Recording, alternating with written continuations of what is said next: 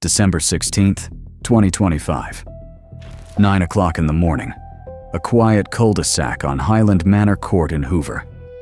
In this neighborhood, almost nothing ever disturbed the peace of the local residents.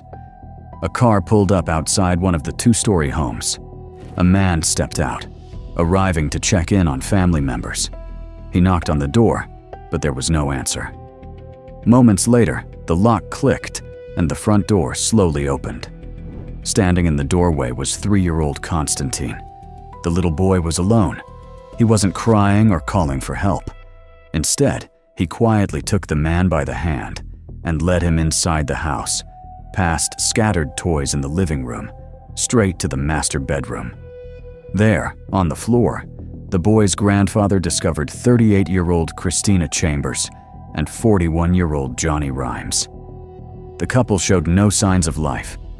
Both had suffered gunshot wounds. Officers with the Hoover Police Department arrived at the scene within minutes. Highland Manor Court was quickly secured, but investigators reassured nearby residents that no intruder was inside the home and there was no ongoing threat to the community. Crime scene specialists began processing the residents, finding no signs of forced entry, struggle, or theft. While detectives examined ballistic evidence and the positioning of the bodies, one question stood above everything else: the long stretch of silence. According to preliminary findings from the coroner, the gunshots had been fired hours before 9 that morning. For all that time, young Constantine had remained inside the house completely alone, becoming the only unintended witness to the moment life inside that home suddenly came to a stop. Long before news headlines were filled with reports from the quiet neighborhood, the name Christina Chambers had become a symbol of success and relentless determination throughout the state of Alabama. Her story was marked by a steady rise of professional accomplishments that began in the small town of Cullman.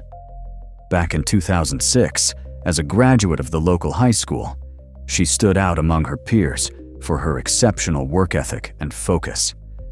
Those qualities not only earned her admission to the prestigious University of Alabama at Birmingham, but also secured her status as a Division I athlete in the National Collegiate Athletic Association.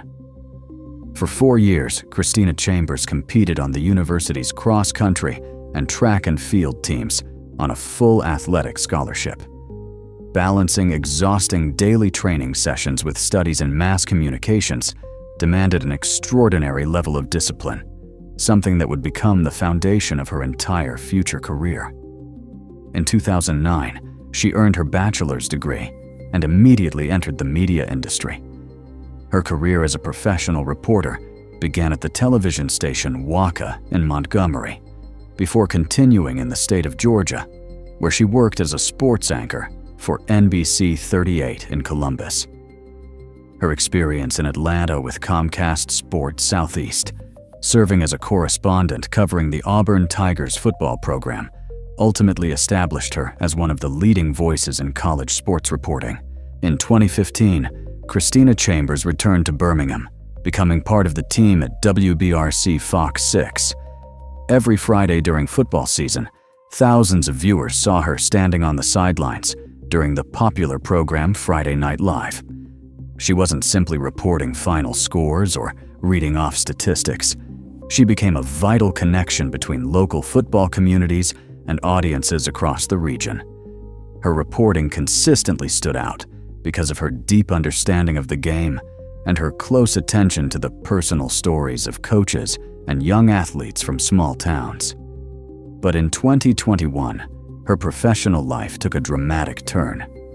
Christina made the decision to leave her full-time television position and dedicate herself completely to teaching journalism at Alabaster's Thompson High School. Inside the school, she built a fully developed media lab that quickly rose to become one of the top student broadcasting programs in the state under her leadership. In 2024, she was officially recognized as Advisor of the Year by the Alabama Scholastic Press Association.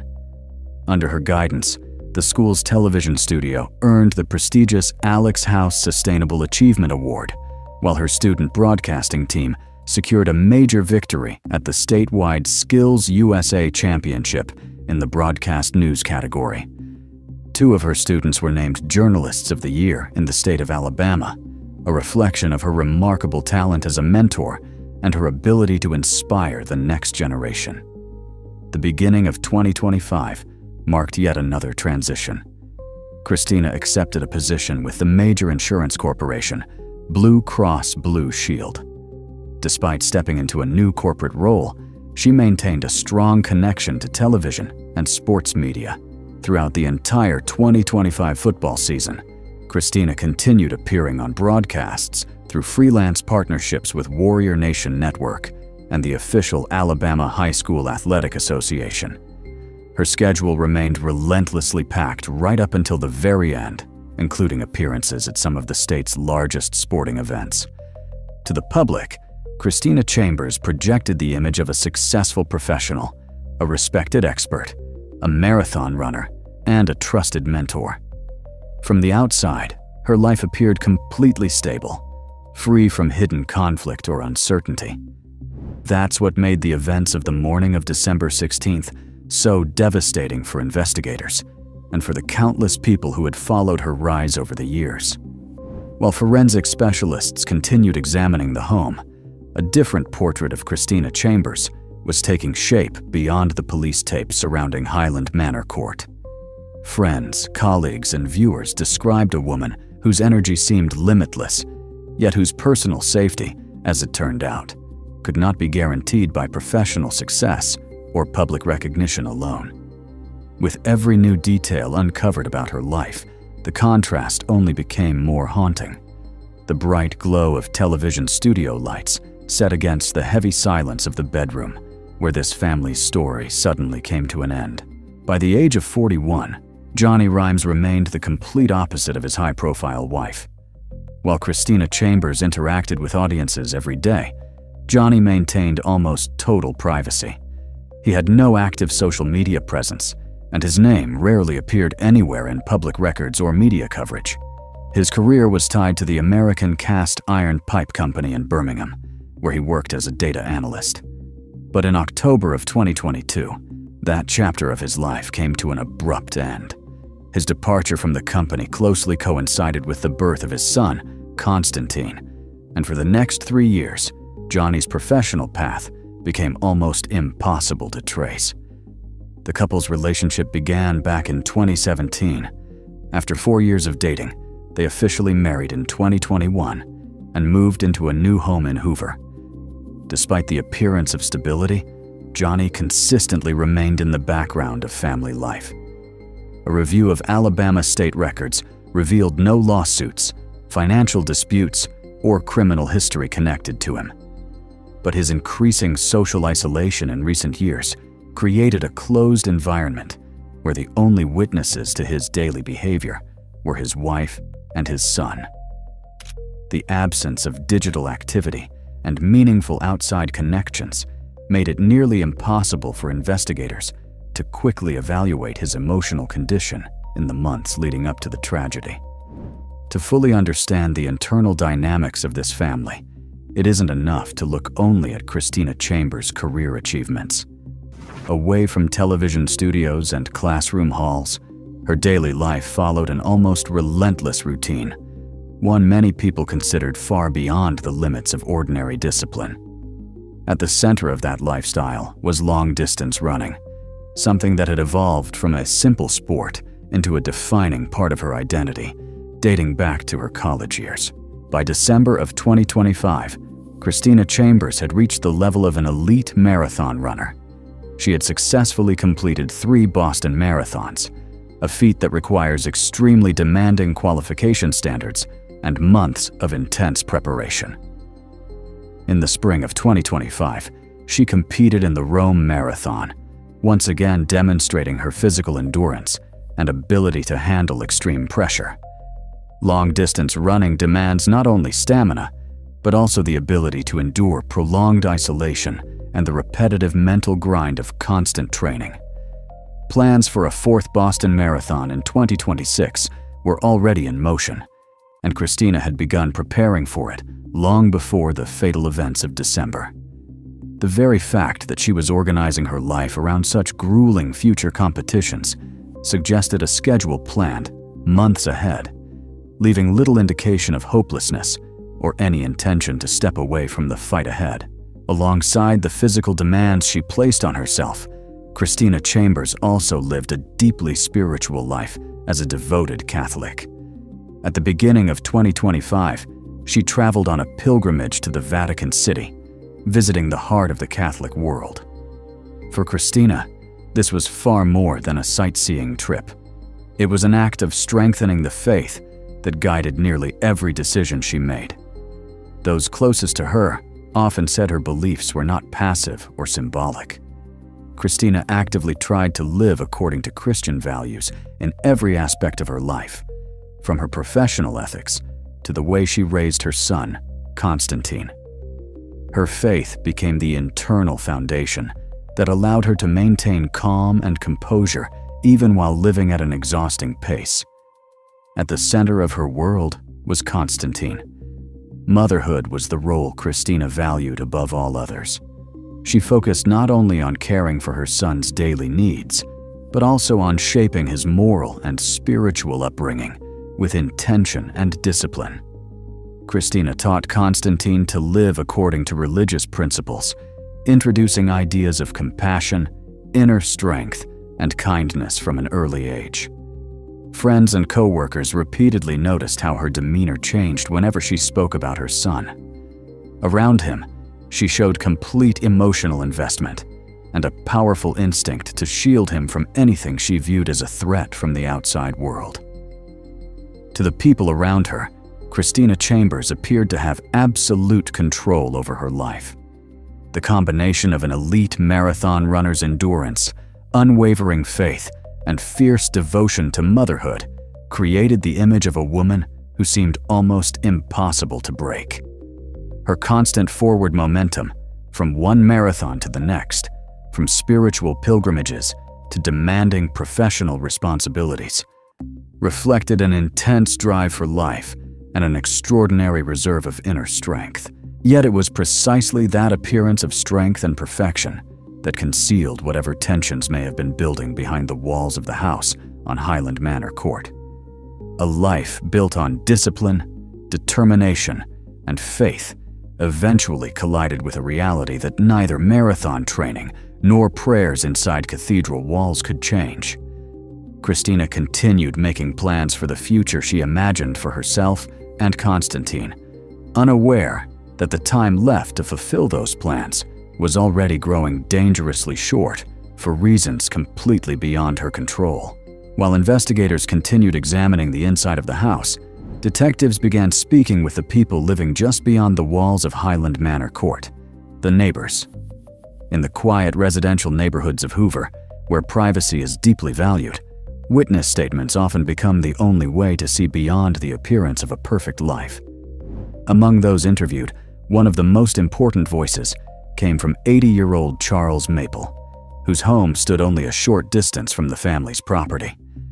His observations became the first serious challenge to the polished image of the couple that Christina Chambers projected through television and public life. Charles Maple described Christina as an exceptional person and an incredibly disciplined athlete, but his view of the family's situation in recent years was far less optimistic. According to the neighbor, a major shift in the atmosphere surrounding the couple became noticeable shortly after the birth of their son. Maple said he first sensed a clear change inside the household around 2022. He never reported witnessing public arguments, physical altercations, or loud confrontations spilling into the street. Still, he emphasized that some kind of heavy and difficult-to-explain tension had developed between Christina Chambers and Johnny Rhimes. The elderly neighbor summed up his impressions with a simple but unsettling statement. Something in the couple's life no longer felt right. After the events that followed, those words carried far greater weight, suggesting that long-term destructive tensions may have been building behind closed doors, tensions completely invisible to Christina's co-workers and television audiences. When news of the shooting on Highland Manor Court spread through the neighborhood, Charles Maple's reaction surprised investigators.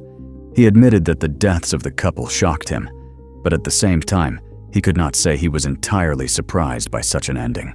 That response suggested that warning signs may have existed for a long time, even if they remained only intuitive impressions formed by someone quietly observing the family's daily routines from nearby. The contradiction between the couple's outward success and the private discomfort sensed by an elderly neighbor quickly became one of the central mysteries facing investigators. At the same time, detectives carried out a detailed review of every official report connected to the address. Law enforcement archives in the state of Alabama revealed no prior calls involving public disturbances or domestic aggression connected to the family. Records from emergency services showed not a single request for assistance originating from the home on Highland Manor Court during the entire period the couple lived there. The absence of official reports suggested that if conflicts existed inside the household, they remained contained entirely behind closed doors, never reaching public attention or entering the legal system. A review of court records failed to uncover any clear warning signs. State databases showed no divorce filings, no disputes over property division, and no custody battles. The family carried no financial debts serious enough to attract legal collection actions or court intervention. Johnny Rhymes also had no documented history of mental health issues or legal troubles that would have triggered attention from social service agencies. To every official institution, the family appeared completely stable and free of conflict. Yet at the same time, someone from their immediate surroundings described an unhealthy shift in the household dynamic that had reportedly begun nearly 3 years before the tragedy. That silent pressure, invisible in the form of police reports, physical evidence, or public disturbances, created an environment where a crisis may have been quietly developing beyond the view of authorities. While Christina Chambers continued presenting the image of a happy mother and accomplished professional, the reality behind the fence surrounding the home was gradually becoming something far more troubling. Charles Maple sensed that change, even if he could never prove it with facts or documentation. 10 days before police sealed off the property on Highland Manor Court, Christina Chambers appeared to be operating at the peak of her professional career. On Saturday, December 6th, 2025, she was at the stadium covering the Super 7 Championship, one of the biggest high school football events in the state of Alabama. The assignment demanded hours of concentration, live reporting, and constant coordination with camera crews on the field. Co-workers who worked alongside Christina that day later stated they noticed no signs of emotional exhaustion, distress, or unusual behavior. Jadea Pruitt, an anchor at WBRC who had known Christina for years, later shared details about their final interaction. On December 6th, Christina appeared fully engaged, energetic, and completely focused on her work. At the end of the shift, the two women hugged, and Christina offered warm words of encouragement in the same supportive way she always had. To everyone at the stadium, it felt like an ordinary conclusion to a long workday between experienced professionals. No one present noticed any warning signs or any indication that Christina wanted to discuss private struggles happening away from the cameras. Throughout the following week, Christina Chambers continued carrying out her responsibilities at Thompson High School, where the Student Broadcasting Academy continued growing under her leadership.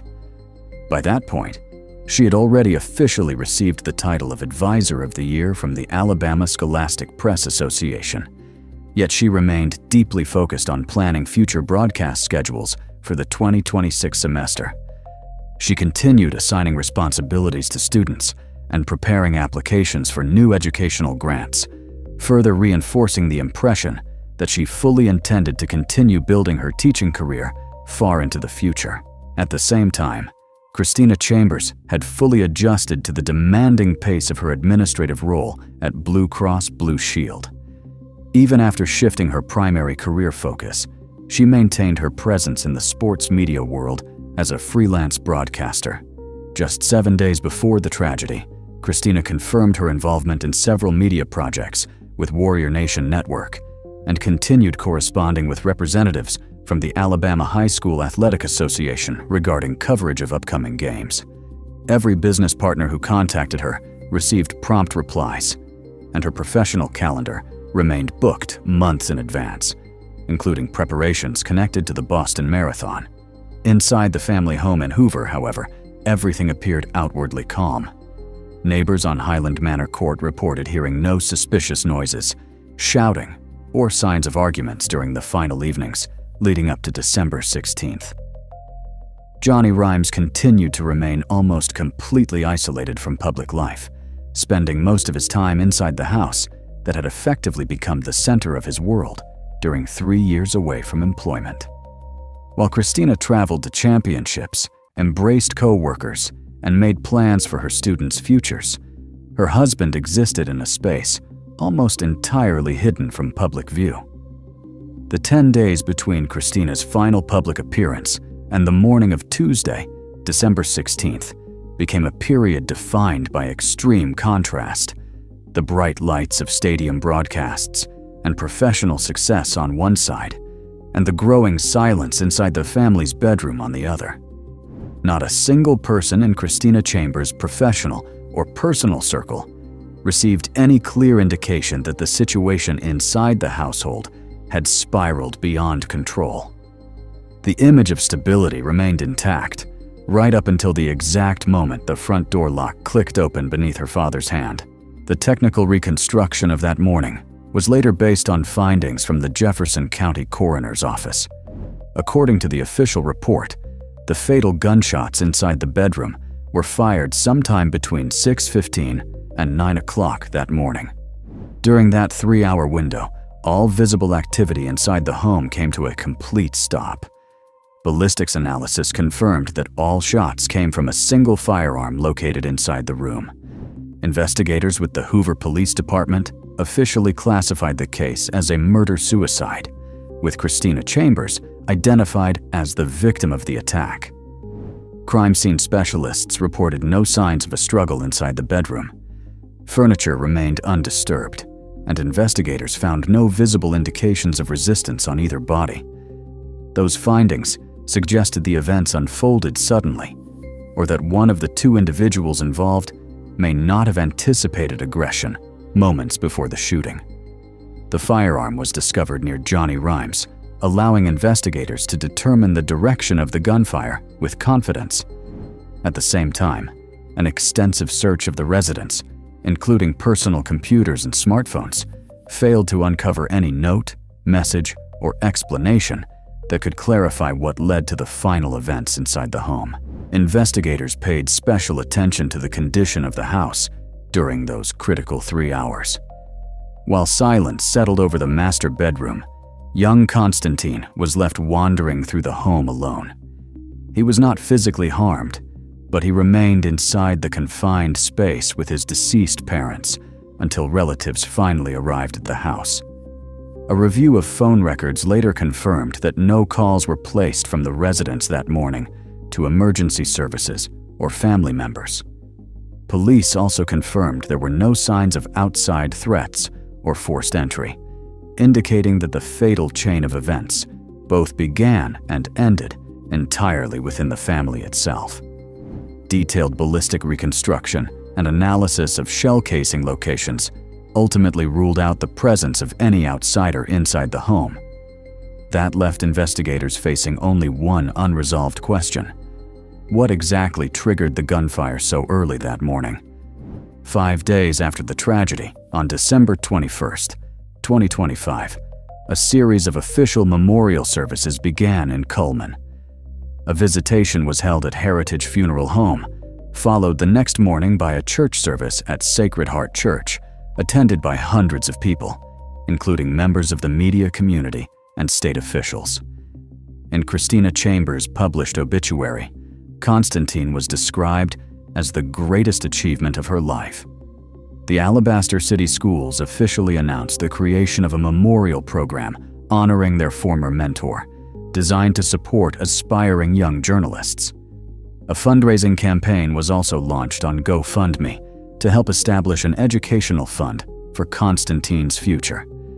Donations have already surpassed $31,000 toward a goal of $150,000. Additional financial support continues to be collected through accounts opened at Tradition Bank branches for direct community contributions. Konstantin was placed into the care of close relatives who now carry responsibility for helping him rebuild stability and recover emotionally from what he experienced inside the home that morning.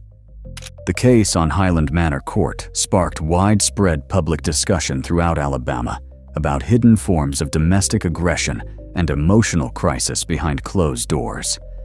Senator Katie Boyd, Britt, released a public statement urging residents to remain alert to subtle warning signs inside families, even when those families appear outwardly successful and stable.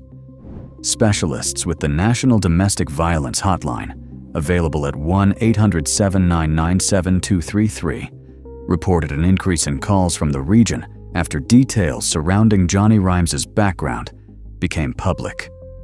The investigation in Hoover ultimately reinforced a troubling reality. A clean legal record and high social standing are not guarantees of safety behind closed doors. Authorities officially concluded that Christina Chambers' death resulted from an internal family conflict that showed no visible warning signs before the gunfire erupted. Law enforcement has officially closed the case involving the Chambers family, but the consequences of that morning will likely shape Konstantin's life for decades, remaining a lasting reminder of the hidden cost of silence behind the doors of even the most successful homes.